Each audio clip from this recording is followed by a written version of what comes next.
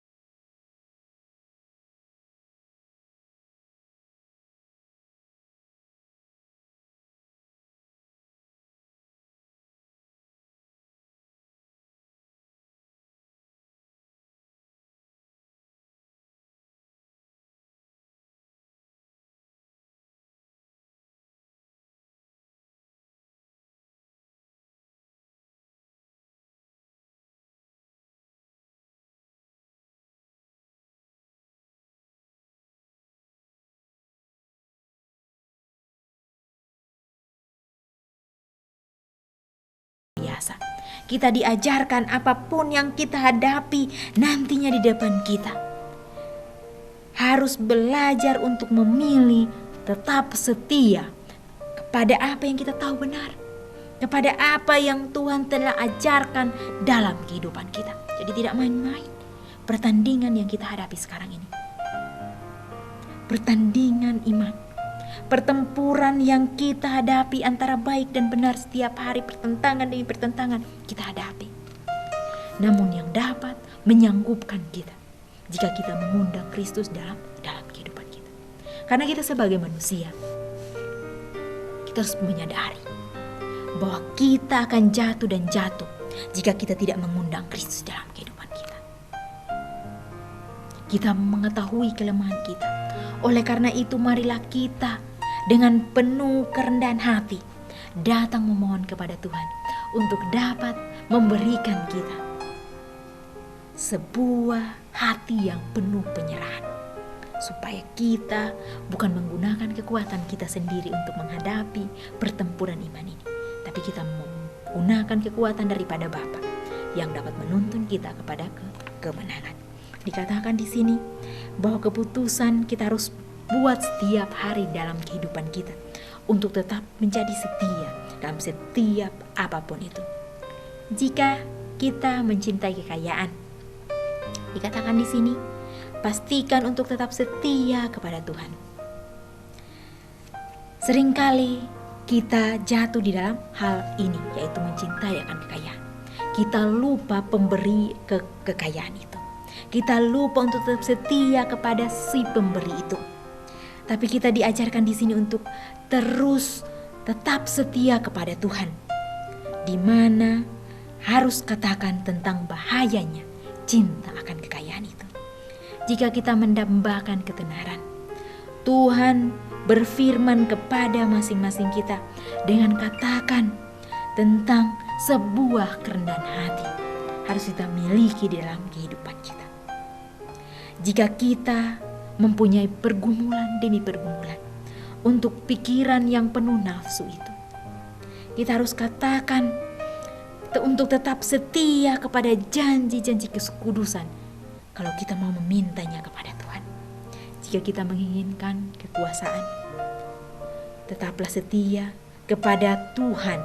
Katakan bahwa Tuhan berikan saya hati seorang hamba untuk dapat digunakan sebagai alat. Jika keputusan untuk setia dan tidak setia sering membuat dalam hitungan detik, bahkan jika konsekuensinya bisa untuk selama-lamanya. Jadi sangat luar biasa. Sekarang kita diberikan kesempatan untuk dapat memilih di dalam kehidupan kita. Marilah kita gunakan kesempatan yang ada.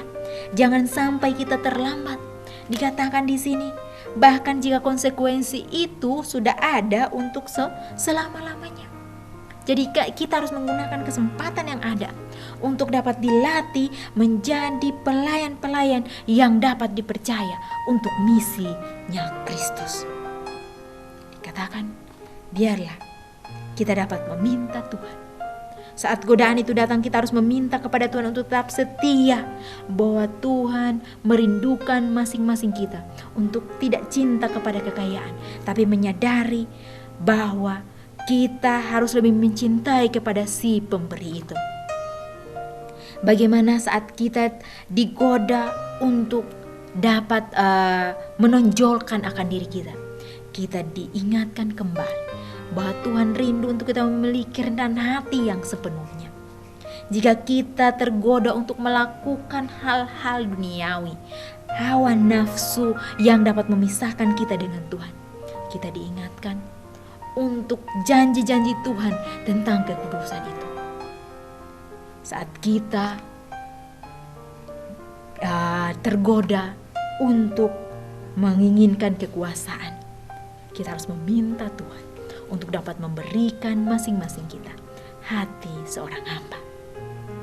Biarlah melalui pelajaran ini kita terus diingatkan untuk tetap setia dalam perkara-perkara mungkin terkecil dalam kehidupan kita.